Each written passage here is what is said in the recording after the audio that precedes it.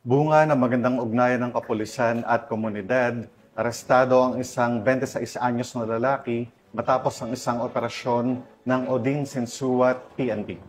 Sa matagumpay na anti-illegal drug operation, nakumpiska ang mahigit 1 milyong piso na ipinagbabawal na gamot sa Barangay Poblacion 3, Cotabato City. Nakibalita dyan si Patrolwoman Judy Ann Alibo.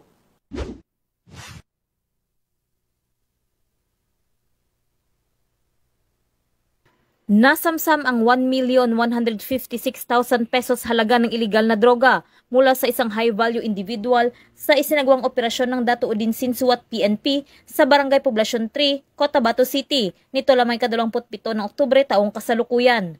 Kinilala ni Police Lieutenant Colonel Ismail Madin, hepe ng 2 MPS, ang suspect na si alias Dats, 26 anyos na residente ng Poblacion 2, Cotabato City.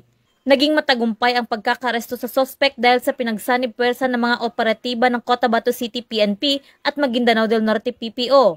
Nakuha mula sa suspect ang isang Honda Click na sasakyan, 3 jumbo at isang medium-sized plastic sachet na pinaniniwala ang shabu na may timbang na 170 gramo at nagkakalagang 1,156,000 pesos, 400,000 pesos budol money, 1,000 pesos bilang buy-bust money at isang cellphone.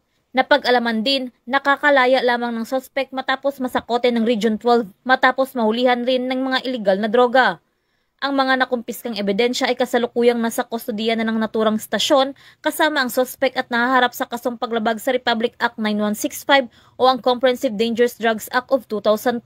Ang tagumpay ng operasyong ito ay bilang bahagi ng pinaigting na kampanya ng PNP laban sa iligal na droga, partikular sa pagtutok sa mga target na personalidad na sangkot sa mga iligal na aktibidad upang mapanatilang isang ligtas at mapayapang Bangsamoro. Mula rito sa riyon ng Bangsamoro, ako ang inyong PNN correspondent, Patrolwoman Judy Ann Alibo, alagad ng batas, taga-taguyod ng Balitang Pulis.